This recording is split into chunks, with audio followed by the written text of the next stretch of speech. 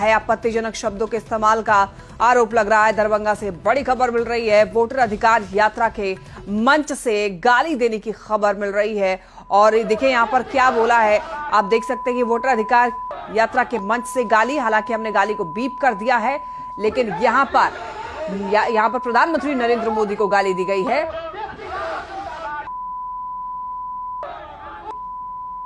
आपको बता दें कि वोटर अधिकार यात्रा का जो कारवां था वो कल दरभंगा में था और सिमरी के बिठौली में मंच बनाया गया था, जहां पर कांग्रेस नेता मोहम्मद नौशाद का कार्यक्रम था और इस मंच से इंडिया गठबंधन के नेता और कार्यकर्ता मिलकर तेजस्वी और राहुल के समर्थन में जोरदार नारेबाजी कर रहे थे। और लेकिन वो नारेबाजी करते करते पीएम मोदी को सीधे गाली देने पर उतर आए और करीब करीब 20 सेकंड तक पीएम मोदी के लिए गाली के शब्दों का इस्तेमाल किया, आपत्तिजनक शब्दों का इस्तेमाल किया, जिसे हम आपको सुना नहीं पाएंगे, इसीलिए हमने बीप कर दिया है उस लाइन को।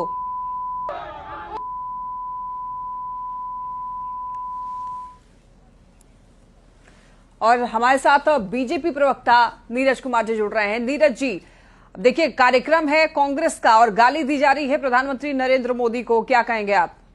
बिल्कुल आपत्तिजनक है और राहुल गांधी की सामंतवादी मानसिकता का द्योतक है, परिचायक है। एक ओबीसी का बेटा, एक गरीब का बेटा, एक चाय बेचने वाला आज देश का प्रधानमंत्री बना है। इस बात को वह लोग बर्दाश्त नहीं कर पा रहे हैं। ये सामंतवादी लोग मुंह नहीं खुलवाना चाहिए राहुल गांधी जी को और उसके लिए उन्हें इस देश से माफी मांगनी चाहिए कि वो उनकी मौजूदगी में उनके कार्यकर्ता इस तरह की भाषा का प्रयोग माननीय प्रधानमंत्री मोदी जी के लिए करते हैं, गंदी गंदी गालियां देते हैं, माँ बहन की गालियां देते हैं। कहीं से राजनीति का ये असर नहीं होना चाहिए और राहुल गांधी में अगर दम है तो उन्हें अपने पिता के जन्म की कहानी खोलनी चाहिए। खुद के माता पिता किस जाति से थे, वो स्वयं किस जाति से आते हैं। हिम्मत होती है बात करें, दूसरे को मां बहन गाली देने के पहले अपने गिरेबान में जाति से ऊपर नीरज जी बात यह है कि संवैधानिक पद पर कोई बैठा हुआ है, उसमें से भी प्रधानमंत्री के पद पर बैठा हुआ व्यक्ति को गाली देना, वो भी इतनी भद्दी गालियां। बिल्कुल यह उनकी घटिया मानसिकता है। मैंने कहा कि चाय वाले का बेटा, एक गरीब का बेटा प्रधानमंत्री बनना ही, इस बात को ये लोग पचा नहीं पा रहे हैं। सामंतवादी सोच के ये लोग द्योतक हैं, इस बात को ये पचाने और देश से इस बात से उन्हें माफी मांगनी चाहिए। और बिहार की जनता भी, बिहार में आने वाले समय में चुनाव है, इसको कृत्य के लिए उन्हें कभी माफ नहीं करने वाली। उन्हें बिहार से खदेड़ दिया जाएगा, राजनीतिक रूप से बिल्कुल खदेड़ दिया जाएगा उनको। और बिहार की जनता देख चुकी, प्रधानमंत्री किसी दल का थोड़ी होते हैं साहब, प्रधानमंत्री पूरे देश के होते हैं।